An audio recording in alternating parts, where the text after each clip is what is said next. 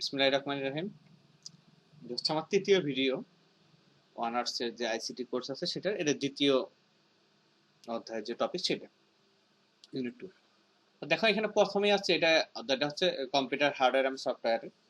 তো প্রথমে হচ্ছে কম্পিউটারের হার্ডওয়্যারের বিভাগ। তোমরা আজকে প্রশ্নে দেখছো প্রশ্নের প্যাটার্নটা কিরকম হবে। তার মধ্যে কিছু বড় প্রশ্ন আসবে, মানে 10 নম্বরের বা 8 নম্বরে, আর ওর সাথে 2 নম্বর আমার হচ্ছে একটা ছোট বা 2 নম্বর 3 নম্বর প্রশ্ন থাকতে হয়, কিন্তু বড় প্রশ্ন কিন্তু 10 নম্বরে থাকার খুবই সম্ভাবনা আছে, যেহেতু আজকে ওইরকম প্রশ্ন ছিল প্রথম পরীক্ষাতে তোমরা দেখছো যেরকম। তো দেখো, তো এখানে কয়েকটা হার্ডওয়্যারের হার্ডওয়্যার মানে কি, যে যেগুলো আমরা সরাসরি দেখতে পারি, স্পর্শ করতে পারি, যেগুলো দৃশ্যমান, যেমন হচ্ছে আমাদের এই যে যেগুলো আমরা হাত দিয়ে ধরতে পারি। সফটওয়্যার হচ্ছে যেটা ধরা যায় না, হার্ডওয়্যার তুমি স্পর্শ করতে পারো এগুলো। তো এই হার্ডওয়্যারকে প্রধানত এই চার ভাগে ভাগ করছে। প্রথম হচ্ছে ইনপুট ডিভাইস। ইনপুট মানে কি, যেগুলো দিয়ে তুমি কম্পিউটারে ইনপুট দিতে পারবা সেগুলো ইনপুট দিতে, মানে হচ্ছে কিবোর্ড, মাউস, স্ক্যানার, মাইক্রোফোন। এগুলো তো তোমরা জানোই কোনটা কি জিনিস। কিবোর্ড দিয়ে কি করে, আমরা মাউস কি করি, তারপরে স্ক্যানার, স্ক্যানার যে কোনো কিছু বই টই যে আমরা স্ক্যান করতে চাই, তোমরা ছবি স্ক্যান করো এই টাইপের। মাইক্রোফোন বলে আমরা যে কথা বলি, ঠিক আছে। তো আমাদের মোবাইলে মাইক্রোফোন আছে, তোমরা যখন ওই যে হেডফোন দিয়ে কথা বলো, এখানে হেডফোনের মাঝখানে মাইক্রোফোন থাকে, সেটা তোমরা জানো। তারপর আউটপুট ডিভাইস। এই ডিভাইসগুলো কি, যেগুলো হচ্ছে তোমাকে আউটপুট দেখাবে, যেমন আমরা যেগুলো আউটপুট পাবো, যেমন হচ্ছে মনিটরে আমরা দেখতে পারি, প্রিন্টারে আমরা প্রিন্টগুলো দেখতে পারি, এবং স্পিকার আমরা সাউন্ড শুনতে পারি, এগুলো হচ্ছে আউটপুট। একটা হচ্ছে ইনপুট, একটা হচ্ছে আউটপুট, এগুলো একেবারে নিচের ক্লাসে পড়া। তারপরে স্টোরেজ ডিভাইস। স্টোরেজ মানে যেগুলো কোনো ডেটাকে সংরক্ষণ করবে সেগুলো স্টোরেজ ডিভাইস। যেমন হার্ড ডিস্ক ড্রাইভ আছে, সলিড স্টেট ড্রাইভ আছে, তারপরে ইউএসবি ফ্ল্যাশ ড্রাইভ আছে, আর সিডি বা ডিভিডি আছে এগুলো। তারপর হচ্ছে এগুলো হচ্ছে তথ্য সংরক্ষণ, ডেটা বা ডেটাটা এক জায়গা থেকে আরেক জায়গায় ট্রান্সফারের জন্য ব্যবহার করা হয়। আর একটা আছে প্রসেসিং ইউনিট। এই কম্পিউটারে এই তথ্য প্রক্রিয়াকরণ ও সিদ্ধান্ত গ্রহণের জন্য এই ডিভাইসগুলো ব্যবহার। একটা হচ্ছে সেন্ট্রাল প্রসেসিং ইউনিট, যেটা সিপিইউ বলি আমরা। একটা হচ্ছে গ্রাফিক্স প্রসেসিং ইউনিট, যেটা জিপিইউ বলি। আর একটা হচ্ছে মাদারবোর্ড। এগুলো হচ্ছে প্রসেসিং ডিভাইসের মধ্যে পড়ে। তো এখানে একটা চার্ট দিয়ে দিছে, ঠিক আছে। তা এখানে ইনপুট ডিভাইসটা ব্যাপার এখন বলছে যে এই যে কম্পিউটার কেবলমাত্র সিপিইউ বা মেমোরির উপর নির্ভর করে কাজ সম্পাদন করতে পারে না। মানে বাইরে থেকে তুমি ওকে কিছু হচ্ছে দিবা যে তুমি এই কাজটা করো, সেই অনুযায়ী তাকে তোমাকে একটা ফলাফল দিবে। মানে এটাই হচ্ছে মূলত হচ্ছে কম্পিউটারের ভাবে কাজ করে। তুমি তাকে ইনপুট না দিলে ওই কখনোই কোনো কাজ করতে পারবে না। তুমি একটা মানে ওকে ইনপুট দিবা, সেই অনুযায়ী তোমাকে একটা আউটপুট দেখাবে। মানে এটা হচ্ছে ইনপুট ডিভাইস। এখন দেখো এখানে এই যে বলাই আছে যে ইনপুট ডিভাইস হলো সেই হার্ডওয়্যার যেগুলো ব্যবহারের কাছ থেকে তথ্য বা নির্দেশনা নিয়ে কম্পিউটারে পাঠায়। অর্থাৎ এগুলো কম্পিউটার তথ্য প্রবেশ করানোর মাধ্যমে মানে কাজে ব্যবহৃত হয়। আর ইনপুট ডিভাইসের কাজ কি, ব্যবহারকারী নির্দেশ গ্রহণ করা, ডেটা সংগ্রহ প্রক্রিয়াকরণ করা, আর হচ্ছে কম্পিউটারকে প্রয়োজনীয় তথ্য। এগুলো হচ্ছে ইনপুট ডিভাইসের একটা কাজ। এগুলো কিন্তু ভালো করে পড়তে হবে, মানে ইনপুট আউটপুট ডিভাইসের প্রশ্নটা কিন্তু ইম্পর্টেন্ট আছে ভালোই, মোটামুটি এই টাইপের মানে কিছু না কিছু এখানে দিবেই। নয় ক নম্বরে, মানে 3 নম্বরের জন্য থাকতে পারে, অথবা বড় প্রশ্নের জন্য সম্ভাবনা আছে। তারপর দেখো আছে কিছু ইনপুটে কিবোর্ড আছে। কিবোর্ড তো জানোই তোমরা, এই যে আমরা হচ্ছে কম্পিউটারে যে টাইপ করার জন্য বিভিন্ন অক্ষর, সংখ্যা ইত্যাদি, আমরা মোবাইলেও আমরা কিপ্যাড বা কিবোর্ড আছে, ওখানে আমরা টাইপ করার জন্য ব্যবহার করি। তারপর দেখো হচ্ছে মাউস। মাউস হচ্ছে আমরা হচ্ছে এই কম্পিউটারে যে একদম ইঁদুরের মতো যে দৌড় পারে, এটা হচ্ছে এই মাউস বলা হয়। এটা দেওয়া হচ্ছে কম্পিউটারে যে কার্সর, মানে মাউস যেখানে রাখবা সেখানে যে কার্সর, সেখানে নড়াচড়া করে বলি আমরা। এটা হচ্ছে অপটিক্যাল বা লেন্স সেন্সরের মাধ্যমে কাজ করে। যে মাউসের নিচে একজনের সেন্সর আছে, ওই জন্য নড়াইলে ওটা ওই ওই যে ইঁদুরের মতো আছে, ওটা বিভিন্ন জায়গায় নড়াচড়া করে, এটা হচ্ছে মাউস। তারপর আছে স্ক্যানার। স্ক্যানার তো জানোই যে তোমার বিভিন্ন ছবি বা বিভিন্ন বইয়ের পৃষ্ঠা বিভিন্ন কিছু স্ক্যান করে এটা কম্পিউটারে পাঠানোর জন্য এই হচ্ছে স্ক্যানার ব্যবহার করে। এই যে এইরকম এই চিত্রের মতো এরকম একটা ডিভাইস। তারপর হচ্ছে মাইক্রোফোন। মাইক্রোফোন যেটার কথা, ঠিক আছে, তোমার কথাটা সংগ্রহ করে আরেক জায়গায় পাঠিয়ে দিবে, বা কম্পিউটারে সংরক্ষণ। যেমন আমরা মোবাইলে যেমন কথা বলি, যেমন আমি যে এই কথাগুলো রেকর্ডিং করতেছি, আমার এখানে একটা মাইক্রোফোন আছে যে কথাগুলো কম্পিউটারের মধ্যে নিতেছে। মানে এটা হচ্ছে এই যে মাইক্রোফোন শব্দ গ্রহণ করে সেটিকে ডিজিটাল সিগন্যালে, কম্পিউটার তো ডিজিটাল সিগন্যাল ছাড়া কিছুই বোঝে না। মানে তোমার এই কথাটাকে একটা ডিজিটাল সিগন্যাল রূপান্তর করে কম্পিউটারে পাঠায়, মাইক্রোফোনের কাজই হচ্ছে এটা। তারপর দেখো ওয়েব ক্যাম আছে। ওয়েব ক্যাম হচ্ছে এরকম, এই যে আমাদের মোবাইলের যে সামনে একটা ক্যামেরা থাকে, এটাই হচ্ছে ওই যে কম্পিউটারে তো ওই রকম ক্যামেরা নাই, যেমন ল্যাপটপে থাকে। কম্পিউটারে বা ল্যাপটপের সামনে যে ক্যামেরা থাকে ওইটাকে ওয়েব ক্যাম বলা হয়। এই যে এইরকম ওয়েব ক্যাম কিনতে পাওয়া যায় এক্সট্রা, এবং ল্যাপটপের মধ্যে ছোট করে দেওয়া থাকে, আর ডেস্কটপের জন্য এইভাবে কিনতে হয়। এটা কি করে, এই একসাথে অডিও, এই এই ওয়েব ক্যামের ভিতরে অডিও মানে মাইক্রোফোন এবং হচ্ছে ক্যামেরা দুটো একসাথে বিল্ট ইন অবস্থায় থাকে, এবং এই জন্য অডিও এবং ছবি একসাথে কম্পিউটারকে তথ্য পাঠাতে পারে বিভিন্ন লাইভ ভিডিও বা তুমি যদি লাইভ চ্যাট করতে চাও সেক্ষেত্রে যে ওয়েব ক্যাম গুলো আমরা ব্যবহার করি, যেমন জুমে মিটিং করতে গেলে।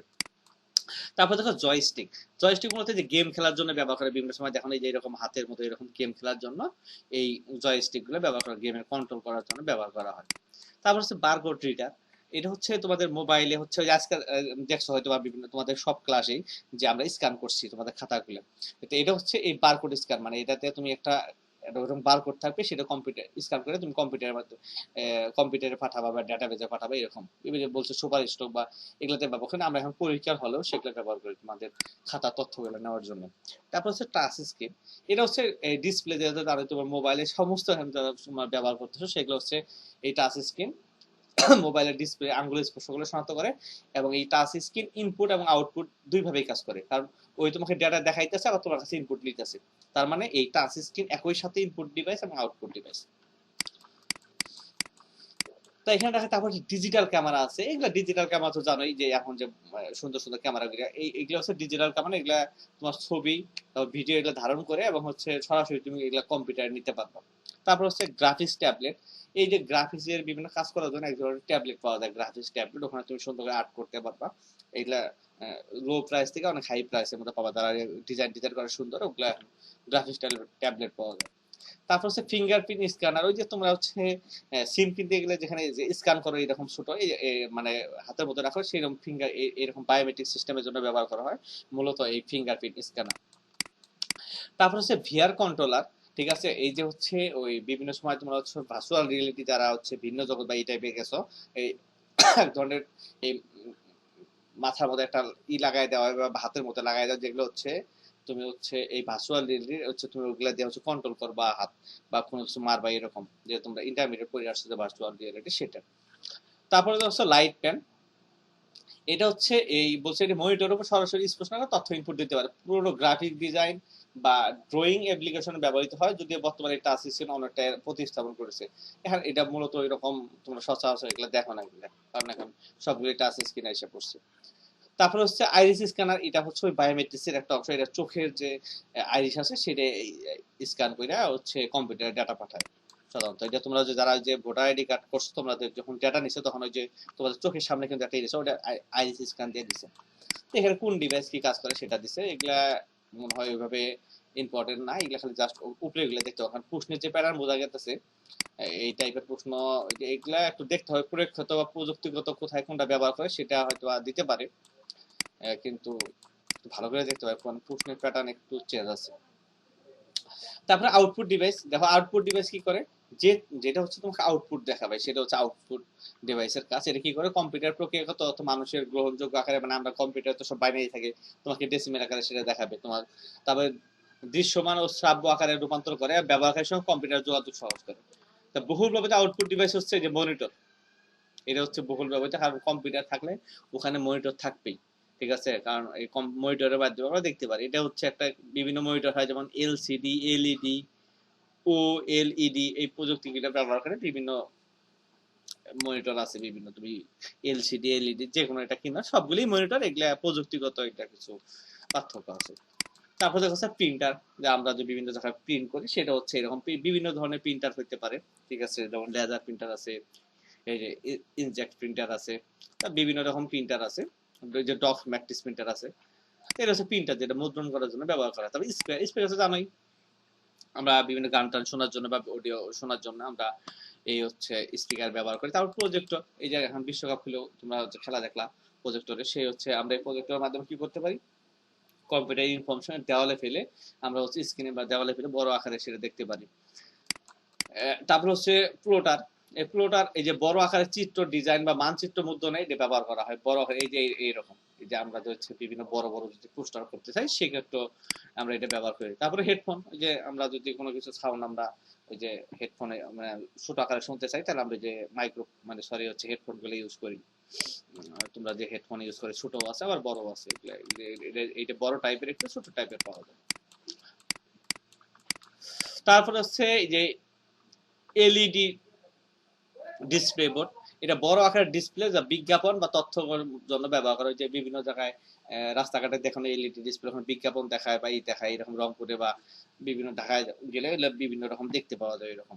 তারপর 3D প্রিন্টার, এই হচ্ছে ডিজিটাল ডিজাইনের অনুযায়ী বস্তুকে মানে যেরকম বস্তু দেবে সেই রকম বস্তুকে সে ওই রকম প্রিন্ট করে দিবে তোমাকে। এই 3D প্রিন্টার এই কাজটা করে, তুমি ওখানে দিয়ে দিবা, একটা ডিজাইন দেবো ওই রকম, তোমাকে একটা পুতুল দিবা, একটা পুতুল এরকম ডিরেক্ট পুতুল তোমাকে বানায় দিবে। এ হচ্ছে বা যে কোনো জিনিস তুমি চাইলে ওই রকম বানায় দিবে 3D প্রিন্টারে। আউটপুট ডিভাইস, এখানে হচ্ছে ডিভাইস গুলার কোনটা দিয়ে কি কাজ করে সেটার ব্যাপারে একটু বর্ণনা দেওয়া আছে, ব্যবহার সহ প্রযুক্তি কোনটা কোন প্রযুক্তি ইউজ করছে, প্লাস হচ্ছে সেটার একটা ব্যবহার দেওয়া আছে। এই ইনপুট আউটপুট একই সাথে কাজ করে সেগুলো কিছু এখানে দেওয়া আছে, যেমন NIC card, external hard drive, তারপরে pen drive, modem, touch screen, এগুলো একই সাথে হচ্ছে ইনপুট আউটপুট হচ্ছে উভয় কাজ করতে পারে এগুলো। তো এরকম একটা চার্ট করে খেয়ে আসতেই পারে।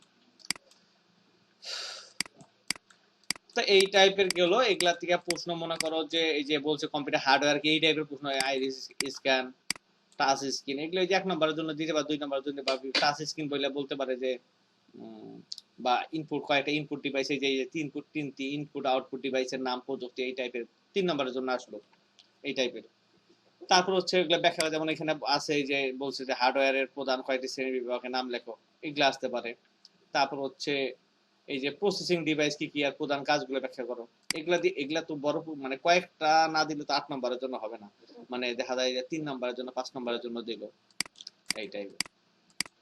এই যে এই টাইপের প্রশ্নগুলো তো আসতেছে না, এই বড় প্রশ্ন এখানে আছে যে যে ইনপুট ডিভাইসের গুরুত্ব, বিভিন্ন ইনপুট ডিভাইস উল্লেখ করো, কয়েকটা ডিভাইস তোমার উল্লেখ করতে হবে। তারপরে যে প্রসেসিং ডিভাইসের ভূমিকা উদাহরণ সহ বিশ্লেষণ করো। তারপরে হচ্ছে স্টোরেজ ডিভাইসের ধরন ও তাদের ব্যবহার, ওই যে কয়েক ধরনের আমি স্টোরেজ ডিভাইস দেখলাম সেগুলা, মানে কোনো কিছু বাদ দেওয়ার মতো নাই, কিন্তু বাদ দিলে তুমি ধরা পড়ে যাবে।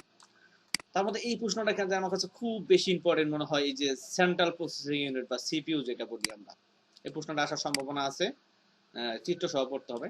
এটা হচ্ছে এই সিপিইউ হচ্ছে মেইন কম্পিউটারের হচ্ছে মস্তিষ্ক বলা হয়, ঠিক আছে। এটা কেন্দ্রীয় প্রক্রিয়াকরণ অংশ, কম্পিউটারের সমস্ত কাজগুলাই এর মাধ্যমে সম্পাদিত হয়, ঠিক আছে।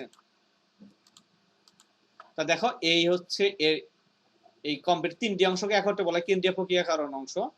তা এখানে দেখো প্রোগ্রামের নির্দেশগুলো কম্পিউটারের গ্রহণযোগ্য ভাষায় রূপান্তর করে, তারপরে বিভিন্ন তথ্যের তুলনা করে তাদের মধ্যে ছোট ছোট মানে ছোট বড় নির্ণয় করে, গাণিতিক ও যুক্তি সম্পর্ক কাজ হচ্ছে এক এক অংশ অপর অংশে পাঠায়, এবং মেমোরি থেকে গণনার ফলাফল আউটপুট মানে আউটপুট ইউনিটে পাঠায়। এই যে এখানে সিপিইউ দেখা যাচ্ছে, কন্ট্রোল ইউনিট, এই যে এ এলইউ আছে, আর হচ্ছে মেমোরি ইউনিট। ইনপুট দিবা, এই যে আউটপুটের চিত্রটা একটু দেখতে হবে, চিত্র দিয়ে প্রশ্ন লিখেছে। আর প্রথমে আছে যে নিয়ন্ত্রণ ইউনিট বা কন্ট্রোল ইউনিট, এটা কি করে, নিয়ন্ত্রণ অংশ কম্পিউটারের প্রতিনির্দেশগুলো পরীক্ষা করে এবং হচ্ছে কার্যকর করার জন্য প্রয়োজনীয় সংকেত তৈরি করে। মানে এর কাজ হচ্ছে পুরো সিস্টেমটাকে হচ্ছে নিয়ন্ত্রণ করা। এই মেমোরিতে কখন তথ্য প্রয়োজন হবে, ক্যাশ মেমোরি থেকে তথ্য কখন নিতে হবে, সমস্ত কিছু নিয়ন্ত্রণ করে এই নিয়ন্ত্রণ, এই কন্ট্রোল ইউনিট। তারপরে আছে কি এই গাণিতিক বা যুক্তি ইউনিট, যেটাকে এএলইউ বলে। সমস্ত গাণিতিক ম্যাথমেটিক্যাল ফর্ম, বিভিন্ন লজিক, সমস্ত কিছু হচ্ছে এইখানে হয়, এএলইউ তে হয়। তারপরে হচ্ছে এবং মেমোরি, তারপরে হচ্ছে মেমোরি, এই একটা হচ্ছে কম্পিউটারের একটা এই অংশ যেখানে তথ্য জমা থাকবে। তারপর হচ্ছে তুমি তথ্য যখন কাজ করবা তখন বিভিন্ন সময় দরকার পড়তে পারে, যেমন হচ্ছে যাবতীয় কাজ করার জন্য এই মেমোরির দরকার। প্রথমে মেমোরিতে এসে কম্পিউটার কোনো কিছু কাজ করতে গেলে প্রথমে মেমোরিতে জমা হবে। এই মেমোরি আগে হচ্ছে বিট বলছে, এটা আমরা তো জানোই যে হচ্ছে প্রতি আমরা 1 ক্যারেক্টার সমান সমান 8 বিট হয়, ঠিক আছে। এখানে এই 1024 বাইটকে আবার 1 কিলো বাইট বলা হয়, এগুলা যেটা ইন্টারমিডিয়েট দেখে আসছো ভালো কথা। মেমোরি হচ্ছে 2 ধরনের মেমোরি হয়, অলরেডি আগেই জানছি, প্রধান মেমোরি বা প্রাথমিক মেমোরি, আর সহায়ক বা সেকেন্ডারি মেমোরি। এই এই যে প্রাথমিক মেমোরির মধ্যে রয়েছে র্যাম, রোম, ঠিক আছে, ক্যাশ মেমোরি, প্রাথমিক মেমোরি। আর স্টোরেজ ডিভাইসগুলো যেমন হার্ড ডিস্ক, এই যে ফ্লোপিং ডিস্ক, যে ফ্ল্যাশ ডিস্ক, এগুলো হচ্ছে সহায়ক মেমোরি অন্তর্ভুক্ত। বৈশিষ্ট্য অনুযায়ী মেমোরিকে আরো 2 ভাগে ভাগ, একটা অস্থায়ী মেমোরি আর কি স্থায়ী মেমোরি। কম্পিউটার বন্ধ করার সাথে সাথে অস্থায়ী মেমোরিতে সংরক্ষিত তথ্য মুছে যাবে। কম্পিউটার যদি আমরা বলছিলাম আগে যে র্যাম হচ্ছে একটা অস্থায়ী মেমোরি, কম্পিউটার বন্ধ করার সাথে সাথে সমস্ত ডাটা হচ্ছে মুছে যাবে। ক্যাশ মেমোরিটা কি, ক্যাশ মেমোরি হচ্ছে এক ধরনের অত্যন্ত দ্রুত কম্পিউটার সম্পন্ন মেমোরি, যা সিপিইউ বা র্যাম এর মাঝে ডাটা সংরক্ষিত করতে পারবে, যাতে প্রসেসর দ্রুত প্রয়োজনীয় ডাটা অ্যাক্সেস করতে পারে। এই জন্য আমরা হচ্ছে প্রসেসর কেনার সময় দেখি যে কোনটা ক্যাশ মেমোরি বেশি। ক্যাশ মেমোরি বেশি মানে তোমার এটা খুব দ্রুত কাজ করবে, পুরো ফাস্ট হবে এটা, মানে খুব দ্রুত তুমি কম্পিউটার সেই কম্পিউটার কাজ করতে পারবে ক্যাশ মেমোরি। ক্যাশ মেমোরির কাজ কি বলছে এখানে, এই সিপিইউর কোনো ডেটা নির্দেশক প্রয়োজন মনে করে প্রথমে এটি ক্যাশ মেমোরিতে খুঁজে দেখে, যদি ডেটা ক্যাশ মেমোরিতে পাওয়া যায় তাহলে সিপিইউ র্যামের চেয়ে অনেক দ্রুত তা ব্যবহার করতে পারে, যদি না পাওয়া যায় তাহলে র্যাম থেকে এনে ক্যাশে সংরক্ষণ করে। তার মানে কি, র্যাম হচ্ছে ক্যাশ মেমোরি আগে হচ্ছে তোমার আগে খুঁজে দেখবে, র্যাম পরে, র্যামতে পরেতে যাবে, এই জন্য ক্যাশ মেমোরি যত তোমার বেশি থাকবে, ঠিক আছে, তত হচ্ছে তোমার ডিভাইস ভালো পারফর্ম করবে। তারপর হচ্ছে এই এরিথমেটিক লজিক ইউনিটের বলছে মূল কাজ, এটা গাণিতিক অপারেশন, এটা হচ্ছে নিয়ন্ত্রণ ও সমন্বয় করে। তারপরে ডেটা প্রসেসিং, সরাসরি ডেটার উপরে কাজ করে, ডেটা প্রসেসিং করতে পারে না। এটা হচ্ছে কন্ট্রোল ইউনিট আর হচ্ছে এএলইউ এর মধ্যে একটা পার্থক্য দেখাইছে আসলে দুইটার মধ্যে কি করে। তো এটা একটু দেখে নিও, যেহেতু আমার এই টপিকসটা খুবই ইম্পর্টেন্ট, খুবই ইম্পর্টেন্ট, খুবই ইম্পর্টেন্ট, এটা আসার মতো একটা প্রশ্ন। তারপরে এখানে সিপিইউর কাজ দিচ্ছে, সিপিইউ আসলে কি করে, আর সিপিইউর পারফরমেন্স নির্ধারণকারী, মানে তোমার সিপিইউ কিসের উপর নির্ধারণ করিয়া পারফর্ম করবে, যে আমরা ক্লক স্পিড বলে আমরা সিপিইউ কেনার সময় 3.2 বা কত গিগাহার্টজ এর মানে এর স্পিড সেটা আমরা দেখি। তো এই পুরো ফ্যাক্টর গুলো হচ্ছে তোমার এটা কত বিটের, 64 বিট না 32 বিটের, আমরা এখন মোটামুটি সব কম্পিউটারে 64 বিট আমরা ইউজ করি, 32 বিট আগে ছিল। তো এগুলো হচ্ছে ফ্যাক্টর, এই সিপিইউর হচ্ছে পারফরমেন্স ফ্যাক্টর, কোনটার উপরে তোমার হচ্ছে কম্পিউটার স্পিড, আমরা কম্পিউটার চুজ করার সময় আমরা এই জিনিসগুলো দেখি। আচ্ছা, আবার সিপিইউর প্রকারভেদ আছে, কোনটা হচ্ছে যেমন এই যে এখানে প্রকারভেদ দিচ্ছে, সিঙ্গেল কোর সিপিইউ, আমরা হচ্ছে ডুয়েল, আমরা এখন সাধারণত যে মোটামুটি একাধিক মানে মেইল হচ্ছে ডুয়েল কোর বা এই টাইপের আমরা কিনি, বা কোয়াড কোর আছে এরকম, বা বিভিন্ন তোমার এই যে যখন প্রসেসর আমরা দেখি, আমরা এই টাইপের বিভিন্ন কোম্পানির বিভিন্ন দেখি। তো এগুলো হচ্ছে এই মানে আমাদের কিরকম পারফর্ম করবে সেগুলোর উপরে, এটা এটাই, মানে এগুলা একটু দেখে নিও, যদিও এগুলা মনে রাখা অনেক কষ্টকর, যারা হচ্ছে এগুলো বই দেখে আসলে মনে হুট করে পড়লে মনে রাখা কষ্টকর এগুলো। তারপর দেখো সিপিইউর গুরুত্ব, এটাও একটা ইম্পর্টেন্ট জিনিস, সিপিইউর গুরুত্ব জানতে হবে, সিপিইউ আসলে কি কি করে, যেগুলা বললাম সমস্ত কাজগুলাই এই সিপিইউ সম্পাদন করে। তারপর দেখো মাদারবোর্ড, মাদারবোর্ড আমরা গত এর আগেই বলছিলাম যে মেইন বোর্ড বা যে আমরা কম্পিউটার প্রধান সার্কিট থাকে সেটাকে মাদারবোর্ড বলা হয়। এটা হচ্ছে কম্পিউটারের যে হচ্ছে হার্ডওয়্যার গুলো আছে, যেমন সিপিইউ, র্যাম, রোম, মানে স্টোরেজ, সমস্ত কিছু এর সাথে যুক্ত থাকে, সমস্ত কিছু এই কম্পিউটার সেন্ট্রাল হাব হিসাবে মানে বলা হয় এটা। তা মাদারবোর্ডের মধ্যে বলছি যে কি কি স্লট থাকে, কি কি, যেমন হচ্ছে সিপিইউ সকেট থাকে, র্যাম স্লট থাকে, তারপরে চিপসেট থাকে, বায়োস, তা পাওয়ার কানেক্টর, এগুলো হচ্ছে সাধারণত মাদারবোর্ডের মানে বিভিন্ন কানেক্টর থাকে গঠনের মধ্যে পড়ে, এগুলো মানে এই কাজগুলো মাদারবোর্ডে মেইনলি বসাইতে হবে আমাদের, এক্সটার্নাল ভাবে এগুলো বসাই আমরা মূলত। তারপরে এগুলো কোনটা কি কাজ করে সেটা এখানে দিচ্ছে মাদারবোর্ড, আর একটা যেমন হচ্ছে এখানে কয়েকটা, যেমন এই যে পিসিআই, তারপরে হচ্ছে এই যে সাটা পোর্টস, মানে এই যে M2 স্লট, এখন এই যে নরমালি এটা ব্যবহার করা হয় যে এসএসডি লাগানোর জন্য। তাই এখানে হচ্ছে যে এই যে সিওএমএস ব্যাটারি, যা একটা হচ্ছে মাদারবোর্ডের ভিতরে একটা হচ্ছে ব্যাটারি থাকে, যেটা হচ্ছে তোমাদের যে টাইমটা ঠিক রাখে, ঠিক আছে, তো এটার ঠিক থাকার জন্য হচ্ছে এই ব্যাটারি ইউজ করা হয়। তারপরে কুলিং ফ্যান সিস্টেম, এই যে সিপিইউটাকে ঠান্ডা করার জন্য ব্যবহার করা হয়। তা মাদারবোর্ডে আরো কিছু কাজ এখানে দিছে, একটু এগুলো দেখে নিবা। তারপরে মাদারবোর্ডে কয়েকটা হচ্ছে এই যে গুরুত্বপূর্ণ কম্পোনেন্ট, মাদারবোর্ডে আমরা কি কি আসলেই করি, তা এই প্রশ্নটাও কিন্তু ইম্পর্টেন্ট। একটা মাদারবোর্ডের হচ্ছে এই একটা মাদারবোর্ডের মানে কি কি থাকে, টোটাল একটা অংশ নিয়ে একটা প্রশ্ন হইতে পারে, ঠিক আছে। তো এই যে এই জিনিসগুলো, এই যে মাদারবোর্ডে যে গুরুত্বপূর্ণ যে কম্পোনেন্ট গুলো থাকে সেগুলো, যেমন র্যাম স্লট বা যে সিপিইউ, তারপরে হচ্ছে চিপসেট, এই যে বায়োস, এই যে এই টাইপ এই পাওয়ার কানেক্টর, তারপরে হচ্ছে যে পিসিআই স্লট, এই যে এগুলো একটা মাদারবোর্ড চিত্র, ওগুলো দরকার নেই অত, ওগুলো ঝামেলার মধ্যে। তারপর স্টোরেজ কানেক্টেড, মানে এই টাইপের গুলো একটা মাদারবোর্ডের বিভিন্ন কম্পোনেন্ট গুলো একটা প্রশ্ন আসতে পারে, সম্ভাবনা আছে। তা মাদারবোর্ড কেন এত গুরুত্বপূর্ণ, মাদারবোর্ড মানে সমস্ত মানে কম্পিউটারের মেইন জিনিস হচ্ছে মাদারবোর্ড, মানে এটা ছাড়া কম্পিউটার অচল, মানে আর কিছু হবে না, মানে সমস্ত কিছু মাদারবোর্ডে লাগানো হয়, ওর নামই তো ওই জন্য মাদারবোর্ড হচ্ছে। তা আমরা এখানে যে প্রশ্নের মধ্যে দেখি কিছু, এই যে বিভিন্ন এই যে এইগুলা তো কাজ আলাদা দিছেই ছোট প্রশ্নের মধ্যে, এই সংক্ষিপ্ত প্রশ্নের মধ্যে মাদারবোর্ডের পাওয়ার কানেক্টরের কাজ কি, এগুলো যে 2-3 নম্বরের জন্য আসতে পারে। আর বড় প্রশ্নের জন্য কেমন করে দিতে পারে, এই যে যে প্রশ্নটার কথা বললাম, এই যে কম্পিউটারের যে এটা এইটা খুব ইম্পর্টেন্ট কিন্তু, এই যে এই টাইপের বড় প্রশ্ন আসতে পারে, যেমন এই যে মাদারবোর্ডে কোন অংশে কি থাকে, আর কাজগুলো কি কি, তারপর মাদারবোর্ডে বিভিন্ন ধরন বৈশিষ্ট্য, ঠিক আছে, তারপর যে ক্যাশ মেমোরি কিভাবে সিপিইউর কার্যক্ষমতা বাড়ায়, এগুলা হচ্ছে এই যে দুইটার মধ্যে সেকেন্ডারি আর এটার মধ্যে তুলনা। মানে এই টাইপের প্রশ্নগুলা হচ্ছে বড় প্রশ্নের জন্য ইম্পর্টেন্ট, যেটা বললাম মাদারবোর্ডের আর হচ্ছে এই কম্পিউটারের হচ্ছে যে সংগঠনটা আছে, যে সেন্ট্রাল প্রসেসিং ইউনিট, এটা খুব ইম্পর্টেন্ট, দুইটা জিনিসের মধ্যে আসার সম্ভাবনা আছে, এটা একটু ভালো করে দেখো তোমরা।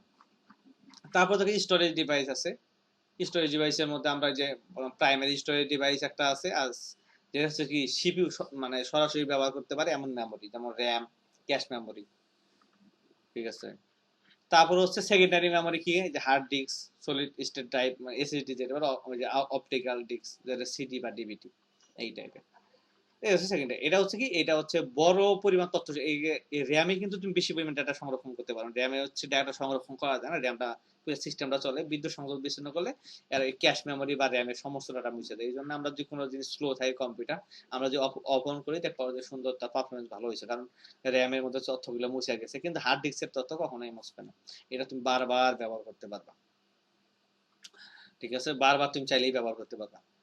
তা মূল এই স্টোরেজ ডিভাইসের ব্যবহার, এই যে এগুলো পরীক্ষা আসতে পারে ব্যবহার, মানে স্টোরেজ ডিভাইসের হচ্ছে আমরা কি কি ব্যবহার করি, তথ্য সংরক্ষণ করার কাজে সফটওয়্যার ইনস্টল করলে আমরা ওই ওই ইয়ার মধ্যে ওই তোমার এই মেমোরির মধ্যেই হবে, ব্যাকআপ কোনো ব্যাকআপ করতে চাইলে, ডাটা এক কম্পিউটার এক কম্পিউটার নিতে চাইলে, দীর্ঘমেয়াদী কোনো জিনিস সংরক্ষণ করতে চাইলে, পোর্টেবল ব্যবহার সুবিধা, মানে এক জায়গাতে আর যদি নিতে চাই সেক্ষেত্রে আমরা এখানে ক্যাশ মেমোরি দিছে, ক্যাশ মেমোরি কাজ দিছে, এটা কিন্তু সুন্দর একটা প্রশ্ন, ক্যাশ মেমোরি এবং ক্যাশ মেমোরির কাজ, সুন্দর করে ক্যাশ মেমোরি একটা সুন্দর কাজ দিয়ে দিছে, এটা এখানে দিয়ে দিও। ক্যাশ মেমোরিটা অলরেডি আমরা বলছি ক্যাশ মেমোরি কি জিনিস।